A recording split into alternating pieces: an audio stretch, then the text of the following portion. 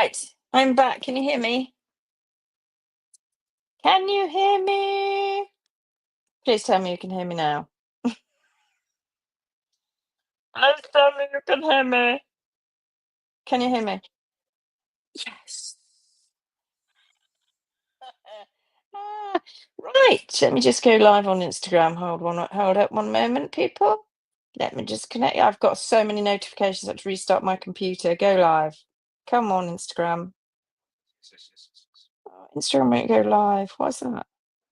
Oh, so many tech problems. It's driving me mad. Come on, New Zealand, help me out. I don't know why Instagram doesn't want to go live. Anyway, look, look. Oh, it's pretty, isn't it? I'm here. Yes, we made it. Right, now we're going to have to go back and re-edit the front of this when we put it on YouTube and cut off 8 minutes because he couldn't hear me and I had to restart. Right, what's happening? So let me see if it'll go live again. No, it won't. It's just, I don't know what's happening. Poor Instagram's going to suffer today. Never mind. So we arrived, our flight was delayed from Sydney, 3 hours. And so we got into Christchurch about 2 o'clock in the morning, maybe even later than that.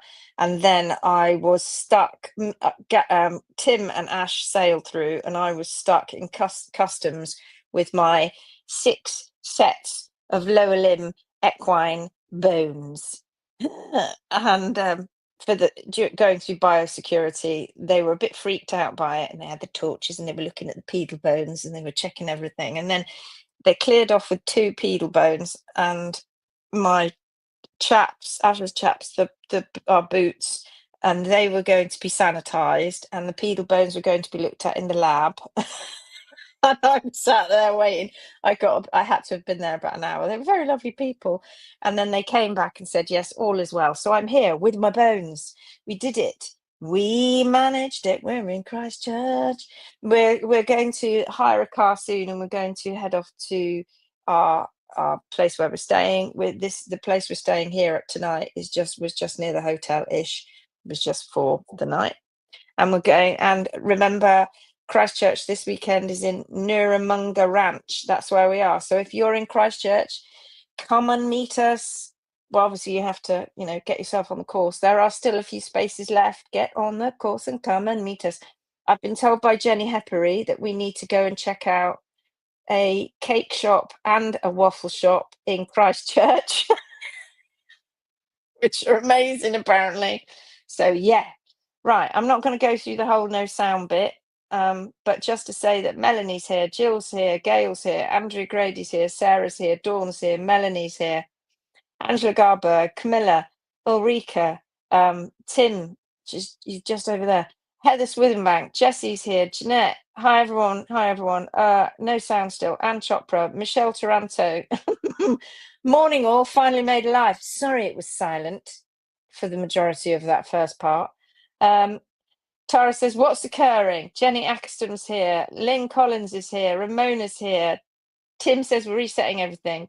Carol Colbert's here. Brian Christensen's here. Hello, Brian. I'm sorry if it was all silent earlier on. Everybody can hear me now. Yes, it's okay. Sandra says, hi, nice to hear that you finally arrived. I know. Good morning to you in New Zealand. Yay. So it's 9:20 here. In New Zealand. I'm in the morning. And you guys, except for all of those that are this side of the equator, you're all at night. And it's 9:20 in France, which means it's 8:20 in the UK, which is the usual time we would normally have our big live. But that's not happening tonight. You've got me. You've got me for this. And this will be the big live. So there's no double live today.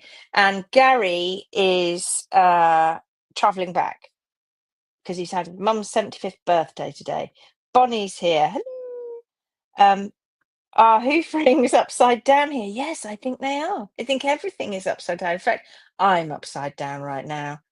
It's very weird. I've got glue on my bum, which is keeping me to the bed. Did you know? Here's an interesting thing. Did you know that gravity is the most incredible force because it is the strongest and the weakest force on the planet. What do I mean by that? Well, it's the strongest force on the planet because it's keeping us all stuck to the earth.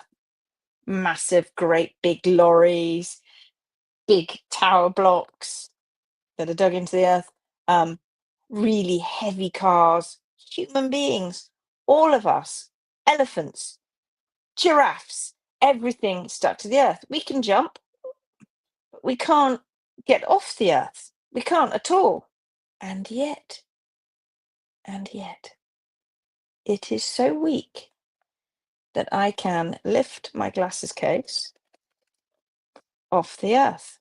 I can lift this lovely coaster, it's got pears on it, off the earth. Isn't that weird? That's something to think about, isn't it? Gravity is the strongest, yet weakest. Of course, just thought you'd like that. Sort of thing that I teach my kids in the science. Fiona Reynolds is here. Love the colour of your hair. Yeah, it looks kind of really bright, doesn't it? It's because I'm backlit, darling. I'm backlit. Um, well, you do need cake after all. It wouldn't be a workshop without cake. No, it wouldn't be. No, that's something we have to sort out. Maybe we'll have to go to that. It's called Glamour Cakes, I believe. Maybe we'll have to go to Glamour Cakes and ask them to make us some cakes so that we can bring them to the workshop. I'm a little bit jaded, I can't lie. We got into bed at about 3:30, and I think I must have gone to sleep about 4, and I'm up again. It's weird. It's all very weird. I think I'm napping for sort of like 4 hourly naps. Anyway, what were we going to talk about today? I thought rather than just blab on, because you've had 3 days of me blabbing on in the various airports that we've been in, I thought today we'd do a proper little mini life challenge. So today we're going to talk about ooh, the impact of sugar.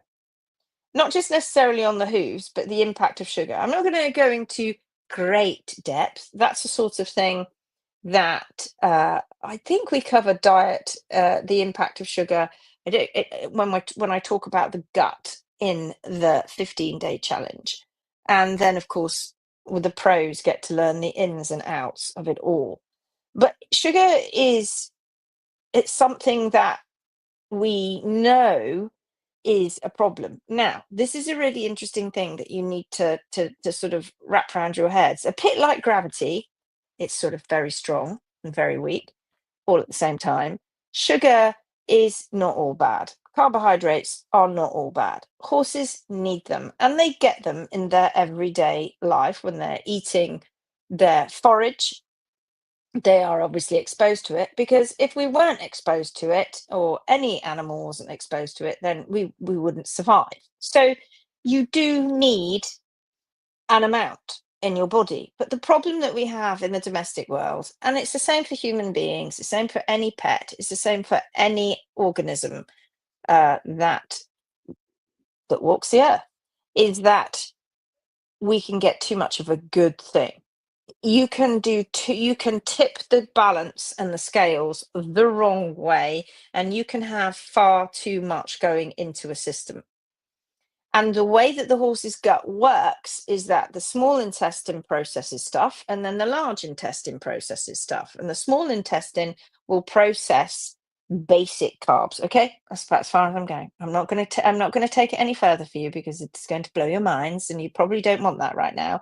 But basic carbs, where there's just a couple of little molecules wafting around. These are the non-structural carbohydrates that you hear people talking about all the time, NSCs. So we're going to talk a little bit about that. I don't think people realize, because again, it's something they just can't see, other than they can see weight being put on. But I don't think people really realize how destructive having too much of a good thing, having too much of I shouldn't call it a good thing really, but as I've just been talking about glamour cakes and Waffle House, but how much of sugar can be really disruptive to our systems. Need it for energy. Horses use fiber in their large intestine and produce something, the microbes produce something called volatile fatty acids, and those are safe, that's safe energy. But sugar is an energy, and it is needed for cells to do stuff, and for cells to play their role in metabolism. So I don't think people are, and quite rightly so, because it's biology, and it's my thing. I love biology, as you know. I used to teach science for many years in schools. Biology was my pet subject, really, biology and chemistry. Um, and it affects everything in the body. And it's going to therefore affect the soundness of horses' hooves too, because inflammation is chronic and it is a problem, and it plays its role in that too. And I'm going to break down very briefly how that works. So it's going to exacerbate issues. Laminitis has always been linked to high sugar levels. In recent times, especially with the information that we know about P3, etc., the link that it has with laminitis is not the link that the world necessarily thought it was, and how it affects inflammation in the foot is very similar in a way to how it affects inflammation throughout the rest of the body, but it doesn't cause the bone to move. It doesn't. We know that now. It's just trying to convince the rest of the world that that's what's happening, because they've had their head in the wrong headspace. So, have you noticed any changes before I really get into it? I've got half an hour or so with you today, and because we were going to have our major live. So, have you noticed any changes? Um, Maybe even for yourself, actually. And when you had horses on pastures, green grass, eating too much, getting weighty. It's a big thing with owners. They don't notice their horses putting on weight. It's a very insidious sort of thing that happens until eventually one day somebody like me turns up and goes, "Ooh, your horse is a little bit overweight." Well, no, he's a little bit overweight. No, not a little bit. He's massively overweight. Laying down fat where they shouldn't have it, because there's just too much of the sugars that are going into the body. So let me know in the comments, has your horse improved if you have followed what we suggest, which is stripping the horse's diet right back and providing them with long natural fiber as their cornerstone of their diet? That's what they should be having, and that should be on top of everything else. We might follow uh, weighing and testing, etc., and soaking hay. But how many people go and do that to their pasture and testing their grass? Nobody does, really. And the horses have free willy when they go out there, and they chomp, chomp, chomp, and they can't help it. They're not pigs. We shouldn't use that phrase. They are programmed to constantly eat. They're massive bodies. They need to get food in them. But if the only food that's being provided for them is sugary grass, it's not their fault. It doesn't make them pigs. It just makes them horses that are not being given the right diet, species specific diet. So let me know what happens, and if you've experienced it, and let's do some shout outs. I've done a load already, but let's do some people saying stuff. Tara is like, everyone's googling glamour cakes. Yeah, apparently they've got quite a good Instagram account. I can't remember what the waffle place was called. I'll have to find out. It's in on Regent Street in. This is what I'm remembering from Jenny Heppery, who's telling me all this. From Regent Street in Christchurch, she said that that's where the waffle place is, that apparently do amazing banana waffles or something. Day 56 of a low carb keto diet for me. My hooves are looking very good. Well done. I'm impressed. I'm impressed with that. Not that you actually needed it, because you're a skinny little thing anyway, unlike me, where I probably do need it. I just blimped on the menopause. Pia says, "Oh, hello, I've got you." Tara says, "I'm thinking so clearly, so many ideas, so much energy, calm." Oh, without a doubt, diet does that. And if you can imagine that's what it does to you, imagine the effect it has on horses. We know when we strip diets out with horses and we go back to the cornerstone of their diet, which is fiber, and we chuck out all the other stuff that's giving them causing hypernutrition in their bodies. Like you say, you can't see it, so you just think you might be doing the right thing. When we do that, we see big changes in horses. We see them change behavior changes. You have to forgive me. Words aren't quite there yet. You know, I've been traveling for days on end now. Words are not quite there. They're coming. They'll be here in a few days. Yes, my Highland, says Fiona. Pony couldn't walk before. Yes, and he is absolutely 100% sound. Fantastic. Tara says, my horse calmer, but yet more energy, if that makes sense. Of course, absolutely. Same for us. And Fiona says, and he now has a jelly wobble crest. Yeah, because that laminitic crest, as we've used that as a colloquial term, haven't we?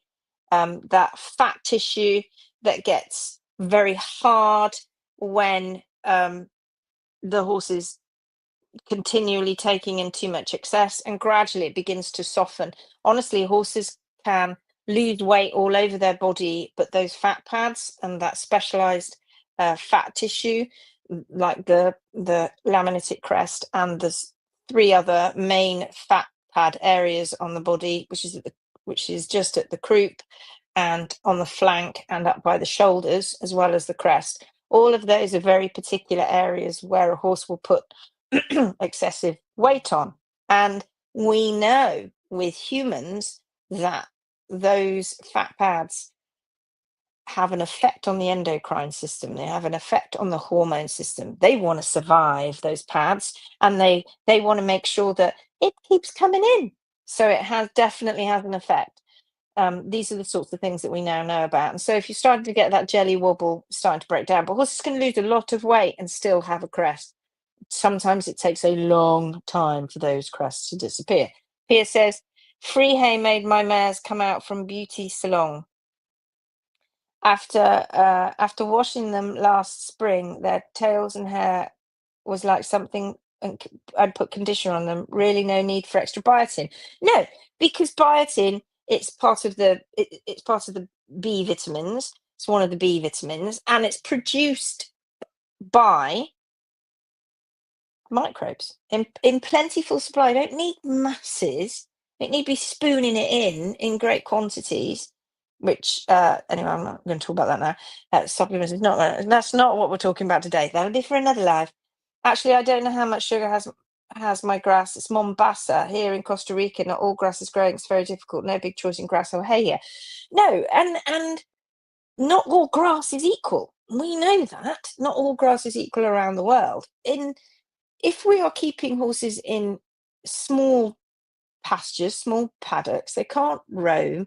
They are reduced to eating what's right in front of them. They're not moving very much, and they're eating what I would term lowland, lush pastures, even though they might be short, which again isn't good for them.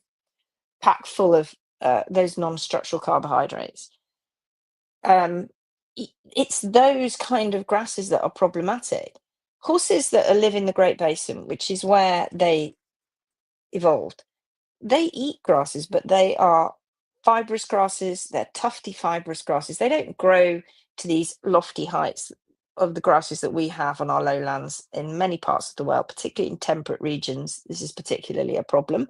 The Mongolian horses that live on the Mongolian steppe and the Eurasian steppes, they eat grass. They do, but it's not the same grass as the grass that a lot of Western horses are subjected to, because they are simply too high in sugar for them. So yeah, not all grass is always equal. Big Boy's chronically stretched white lines have finally started to tighten since he's been on a hay diet. Very good. My boy's insulin went from 300 to 18 in a few weeks. No meds, just taken off grass and fed solely forage. Nikki says, hello, pasture sugars changes so much would have to test 3 times a day every day. Right. Okay. I thought about testing. The more I learn, the more I'm like, what's the point? I don't know, what's the use? Waffle House or Lana Crepes, Waffle House, I think, I believe, on Regent Street. So sugar. Yeah. Now, if a horse is going to end up consuming too much sugar or too much starch, it triggers a chain reaction in the body. What the issue is that when you're getting too much sugar in and you're not getting enough fiber, for the horse, um, what and for humans too, but I'm going to specifically talk about horses. When you get to the small intestine, those small chain sugars, there's a couple of molecules, they get easily broken down by the enzymes and they go through the gut wall and they spike the blood sugar levels. It's as simple as that. It's a continual process. It does not stop because those horses are subjected to these high sugars. And then just because we feel like it, we will go and give them a a bowl of bag feeds, which also spikes the blood sugar up because it's not enough fiber. The fiber element of it can't be digested in the small intestine. It's just not possible. And so, therefore, it goes into the large intestine where it's safely fermented, it's safely digested by the microbes, and they produce safe energy. Now, we can overload the hindgut too. If we overload the foregut, which it can't cope, I'm trying to make it as simple as possible. In the foregut, horses don't have the same enzymes as we do. They don't have them in the same quantity, and they don't have as many as we do. And so, therefore, it stresses the foregut out, stressing the gut, stressing the blood sugars by raising the blood sugar. Sorry, I think I need a drink. A bit dry, and uh, and so therefore, that's when we start to have problems. And what it does is it disrupts insulin levels. Insulin, that clever little hormone that's released by the pancreas, and insulin's job is to keep the blood sugars at a certain level. If you learn about biology, it's all about homeostasis. Homeostasis is completely relies on feedback loops, on feedback mechanisms. I talked to you about this with hooves, feedback when it comes to hoof growth. Everything in the body, it's very, very clever. Everything works on feedback loops. In other words, if something slightly goes above what it's meant to be, things kick into action to bring that back down again. If something goes below what it's meant to be, things kick into action to bring it back up again. And it's a balancing act and it goes on all the time. We don't even know it's happening. But when we overdo, overgive, over allow horses to have too much sugar, and we don't know because we can't see what's going on. All we can reference it by is by looking at how much weight they're putting on and maybe how footy they're getting and sore. Um, the problem is that balance is going like this the whole time and it's not stabilizing it needs to slow down, and that's what we're doing when we're getting hay and we go and so we then start balancing and then it just dips, or it dips like this, and it's easy for the body to do that. If we overload and it's doing this all the time, then, and usually that when it's sugar constantly spiking up, what happens is the insulin just keeps being released by the pancreas because its job is get the sugar levels down in the bloodstream. So these insulins are being spiked all the time, and insulin resistance, which is a major problem in metabolism, is when those sugar levels are not being kept down properly because the cells that use the insulin, the cells that use the sugar go, insulin comes along, and I've said this before, with his bags of sugar, and he knocks on the doors like a postman. He's like a postman. Imagine, let's not bags of sugar, let's do it with letters of sugar. He's delivering letters, right? And the postman goes around, he knocks on all the cells' doors, and he says, post today. You go, yes, thank you. I so need that post. Thank you. Thank you very much. Thank you. Bye, insulin. Bye. And off they go, right? And then what happens with insulin resistance is the postie's got his letters and he's wandering letters of sugar and he's wandering around to the cells and he's knocking on the doors and the cells are like, wonder where the postie is. I can't hear him. Can you hear anybody? Oh, ignore him. Ignore him. Don't listen to it. No, don't open the door. Don't open the door. Shh, shh, hide. Don't want to see the postie today. I'm sick of seeing letters. I've got enough of them. I just don't need them. Go away, insulin, postie. Bye. And then eventually the cells stop opening the doors. And insulin's like, oh God, what do I do now? I've got all these letters. I don't know what to do with it. And so that is what insulin resistance is all about. Sugar levels are there. Those letters keep piling up, but he's not able to get the cells to respond. And so that becomes a massive problem and it disrupts those levels. So when a horse has insulin tests and they're up above 300 off the clock for some vets, some of them can be sensitive enough, they'll go right up to 500 when they should be below 27. You realize there's a massive problem.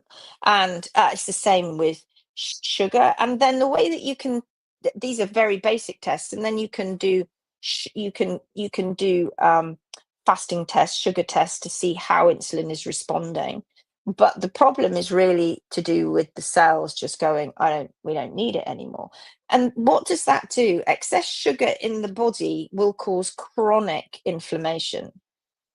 That chronic inflammation by the hormones levels doing this all the time, because the feedback mechanism isn't just doing this just gently, it's like proper spiking. That means that you don't see it, you don't know what's going on, and this is happening constantly around the body. And it's really, really, chronic inflammation is really disruptive to the body. Now, the sort of things that we see is we see horses getting more footsore. Now, there's a big grey area, and it gradually HM want to very much be behind more knowledge and information regarding what happens in the horse's hoof when it comes to the effects of systemic inflammation. When horses are very compromised because they have constantly had imbalances in their foot, and this is what we see more often than not, is that those imbalances are driving laminae failure, and that causes inflammation in itself. And then on top of that, we have diets causing chronic inflammation, and that just keeps it. It's almost like you've almost got a little hammer and you keep knocking on the horse's foot, oh, by the way, just to let you know, we haven't disappeared, going to cause a little bit more inflammation in there. So you have the systemic and you have the mechanical, if you want to call it that, side of things, and that is what tips most horses over the edge. We don't know enough now yet, even though millions of dollars have been spent on laminitis research. They've been going down the wrong rabbit hole, and there isn't enough understanding of what happens when you keep feet properly well balanced. Does that chronic inflammation still have the same effect? Nobody really knows. But what we do know, when we're dealing with these poor animals that are suffering from dietary overload and usually trimming errors, is that everything has to be sorted out in order for it for the animal to get better. But it's a true thing. If you do one and you don't do the other, it can be a problem. Signs that high sugar is affecting your horse is on top of potential feet problems as well, is your horses are going to continue to keep getting hoof sensitivity and keep getting foot sore. You potentially, because it's a metabolic thing, may have poorer quality hoof growth, or quality horn. You potentially are going to, with the gut disturbances, have rings that are more intense. It's not necessarily how close those rings, well, if they're happening all the time, bum, bum, bum, bum, bum, then we know that there are big stresses happening in the horse's system. The links have never been fully defined, and the scope of this is massive. I have to tell you, it's not ever been properly defined. The scope is huge. We're going to get these recurrent foot sore issues. We're going to be putting on fat pads. Those fat pads themselves become a dangerous part of the endocrine system. Think of those as the underworld of the body.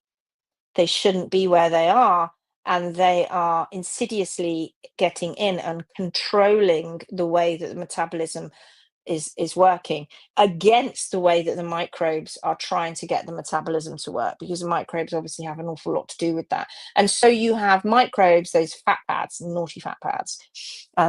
They're like the hijackers. They come along and they've got their little masks on. They're like, ha ha ha, I'm here, I'm a fat pad, and I'm going to cause problems with the metabolism, don't you know? And you can't get rid of me easily. Ha ha ha.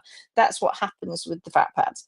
And the microbes are like, please, there's a war going on in in your guts. There's a war in the large intestine and the small intestine and everywhere else intestine, and we can't control what's going on in your body unless you give us the right food and don't overload us with all that rubbish. You can't see it going on, but there is a battle, a war zone in that horse's body going on permanently. And why we say strip it out, strip out the supplements, strip out the bag feeds, just feed hay, mixed as possible, get them off the pastures if you can, especially in the Western world where we have got these lowland lush pastures. Of course, when the seasons are very hot in some areas and the pastures are all burnt off, okay, it's going to be different then, isn't it? But be very mindful. You can't see it going on doesn't mean to say it's not going on. It is. And if you strip it out and you make it more species specific, you are going to make your horse safer. All of this business, well, it'll be all right on the night, is not how it works. It doesn't work like that with the body. And if you go, well, you know what I'm going to do? I'm going to bring the horse in for 12 hours in the stable, eating hay, not moving, great. And a bit of bag feed. And then we're going to go 12 hours out eating grass. And I'll just put them out in the early morning or late at night. The amount of grass that horses are able to consume negates whether you put them out morning or night. And there is research that actually suggests that was done with Bangor University in the UK that suggests that there isn't the variation in sugar levels because of photosynthesis and respiration of the cells that people have always been led to believe. So you can't rely on that, right? You can't rely on taking the pulses of the horse's legs and go, oh yeah, the digital pulses today seem fine. You can't rely on that, because if you can feel digital pulses after the event, it's gone too far. If you can see fat pads, it's gone too far. If your horse, now we know that these younger horses, Cushing's, PPID, used to be an old horse problem. No, we're getting horses testing for high ACTH levels when they're young now. This shouldn't be happening. Why is that? It's very much dietary related and stress. And that's the thing that I want to talk to you about right now. And that's the stress side of things. This has never been researched. They know in humans and they know in other organisms, and they don't know yet in horses that when an animal, human, anything is in pain, that also affects everything. Affects the gut, it's going to affect the metabolism, it's going to affect stress levels, cortisol levels. Things happen when animals get stressed, and that has a knock-on effect to the metabolism. Now, if you are thinking, well, it's all about what's coming in through the horse's mouth and going into the gut, it not necessarily is. Of course, that's a big issue that needs to be controlled. But the flip side of that is that when those horses have real big, huge problems with their feet, that causes chronic inflammation through their bodies because they're stressed chronically. Having cortisol flooding through your body, spiking here and there, plus other disruptions with the metabolism, causes huge impact on the body. And when we are getting these horses tested, and this is the interesting thing, when we're getting these horses tested that have these very high levels, they usually hand in hand have crappy feet as well. And it's been the high levels that have been blamed for the crappy feet. But think about this. What about those crappy feet, which are adding to those high levels? That's something to think about. It's never been investigated. Never. And yet we see horses that have their feet sorted out, and within days, as the stress starts to reduce, and you see it because their behavior changes, they behave, they get calmer, they start to walk better, so do the levels come down. which came first, the chicken or the egg? That's worth thinking about, folks, because nobody has ever really researched it, and we need to. It's a really important aspect that we really need to think about. Okay, let's do a few more shouts outs. Um, um, um, um, Melanie says, Honey has always been a thin mare except for her crest. Right, exactly. But now the crest is almost gone. As she's, and of course, remember, movement is a massive part of this as well. Melanie says she looks healthier now, and walking the track twice a day helps keep my steps in check. Mm.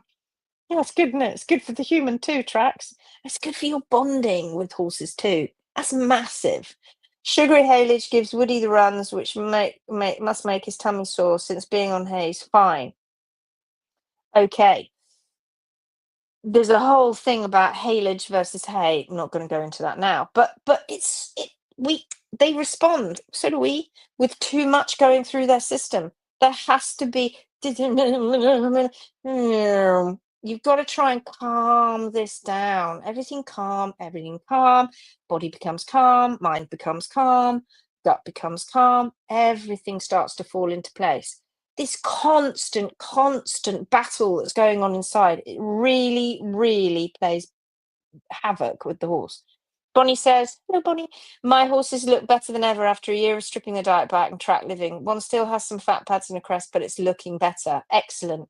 Brilliant. You can't, that's it. It's all you can define is that the way they behave and the way they look, right? And the way they might walk. That's all we've got to go on.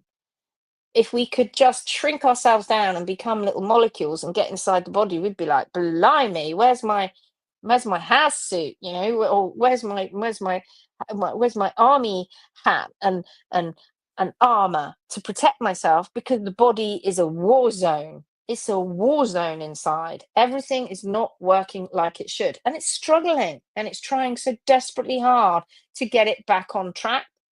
The way that we can help a horse is by doing that for them and stripping that right back. Julie Parkinson says, hay removing supplements resulted in fluid above the eyes, reducing and loses bloated all over. If binging on sweets, hay only, and right, and got rid of the supplements, because if I binge on sweets the following day, my face is puffy. I get what you're saying. Absolutely. Just talking about sugar. This is so, what a juxtaposition we have here. Glamour cake donuts looks delicious. I'm talking about sugar. Stop it. I wish I'd never spoken about it at the beginning. It's terrible. Tara, stop looking. Did I read somewhere that excessive protein can spike blood sugars too? Well, this is an interesting thing. If we know that horses that are exposed to too much protein in their diet, and where do they get that from? Well, a lot of protein can come from things like leguminous hays, like lucerne, alfalfa. We know that protein and the way that protein involves itself in the body can have an effect on sugar levels. Let's think about protein for a minute. Protein is one of the most amazing molecules in the entire world, because it makes hormones, it makes enzymes, the amino acids that are involved with it. It's incredible. And therefore, when proteins are put into the system, they may be broken down and built up, or everything is going to affect, because proteins are the big engines, if you like, in the body that they are like, they morph. I'm going to be an enzyme. I'm going to be a hormone. And they just morph into these incredible things. Everything has an effect. Everything has an effect. Hello, I'm alive.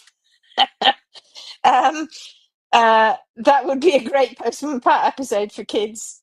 Postman Pat. Fiona says, mine have too much alfalfa right now, so I'm mixing it as best I can with grass hay and encouraging as much movement around the track as possible with all the ice. Yeah, okay, cool. I have never tested any bloods, and now vet is turning this against me. Yeah, but the thing is, there's not enough research. There's been a very basic amount of research looked at the laminite, but they've filling horses up with oligofructose. But there's never been, and it's Tim staring at me, that means that I missed time. That there's never been enough information on it There hasn't. I mean, let's face it, we're only just starting to understand about the microbiota in the microbiome in humans and its humongous effect on our mental and physical and emotional health. You don't think they've got it sewn up with horses, do you yet? Forget that. Um, yeah, so Joe says the only thing we need to watch in New Zealand is selenium. It's very low here. Selenium has a very small window of effect of tolerance for the horse, and you can overdo it too. When we do selenium supplements, you can overdo it as well. But I don't want to freak you out. But yeah, we need to strip out as best as we can. Remember, we're not, hopefully, they're not eating grass. Um, my ponies are on rye-free grass, rye-free hay, and rye-free chaff. That is nothing else. Some turnip and some clearly celery as a treat. We have to be careful with diet. It is a massive problem. It really is, and we can't see it. So, if we overdo it, it's going to cause issues. Um, what are the, I'd say, hidden sources? Not really hidden, are they? Lush grass, spring pasture, um, grasses that are shortly, very short, being hyper grazed. Horses, they're ripping it off and they're stuffing their faces full of it. They're not pigs. They can't help it. They're programmed to eat. They've big bodies and they're vegetarians. They live on herbs, right? Well, they're vegans, aren't they? Horses on rich pasture are going to be at a higher risk of issues with the foot. Do we know exactly what goes on yet? No, we don't, because it's been too confused with poor trimming and poor hoof balance and P3 rotation and all of that. That's been massively confused. We need to strip down not just the diet, but with research and start again properly with understanding the hoof capsule as well. This time, don't ignore that. High starch grains, commercial feeds, many processed feeds they contain molasses, corn, oats, wheat. All of these sorts of things are going to spike the blood sugar, as well as do other things that aren't good for the horse as well. So, you can read the labels as much as you like, and it says, oh, it's a low sugar feed. But what's the rest of it doing in there? The healthy treats and supplements. Should we be over giving horses, too many treats? A carrot maybe now and again, an apple maybe now and again, not every day. People go through bags and bags of this stuff and they don't realize how much they're given in a week. Molasses based treats, licks, bubbly gum flavor licks, chocolate flavor licks, raspberry flavor licks, should we be giving these artificially manufactured chemical licks to our animals? No, we shouldn't. That's a really bad thing to do. Supplements, they have many hidden problems in them, in fillers and sugars, and they say they were the most natural of all. But these are going to contribute to metabolic stress if your horse doesn't need it. And if you're giving your horse the right stuff, fiber, and the guts are performing fine, and they're repairing the problems, and your horse has been having the wrong diet for years, that gut is in distress as well as the body. Leaky gut syndrome, all sorts of things go on. That horse is trying to repair. Give it time. That's why we say 6 months is a minimum to strip out. And by the end of that 6 months, most people, once they've done that, go, do you know what? Bugger the bloody bagged feeds and the supplements. We don't need them anymore because look how amazing my horse is. Some of all of this is coming off it for you. It's you going cold turkey, not the horse. Oh, he waits for his bowl feed. They forget it after 2 days. They've just got you wrapped around their finger. If you've got hay with high sugar contents, i.e., ryegrass, we know it's a problem. It might not just be all to do with the sugar, like alfalfa, with the proteins. There is so much more going on we don't know. If you get obsessed with testing hay and soaking hay and going, oh, low NSC, but there's rye in it, I have seen, and I can tell you this hand on heart, low NSC, no non-structural carbohydrate hay with a high rye content means that horses aren't getting what they should. If you've got rye in your hay, it is an indicator species that you have not got a broad uh, uh, um, number of species in the hay. Okay, it's an indicator species. It will tell you it's not as diverse as it should be. Strip things back. That's what you need to do. Forage-based diet. It's a cornerstone of their lives. Fiber, fiber, fiber. Don't obsess about testing hay, but make sure you get the right kind of hay. Get the rye out, get the clover out. Don't feed leguminous hay over 20% of the diet. It's really bad for them. We don't know exactly why. We just know it is. Limit high sugar grasses. Best way to do it is not give it to them at all. Restrict it. But of course, if you restrict it, you're restricting movement. That's where tracks come in. That we talk about all this sort of thing on the workshops, and we go into it in a lot more detail. Make sure that you're choosing stuff that in terms of hay as best as you can, to mix it as best as you can. Don't give molasses licks. Please, please don't do that. Please, if you're going to give licks, just let them be a salt mineral block.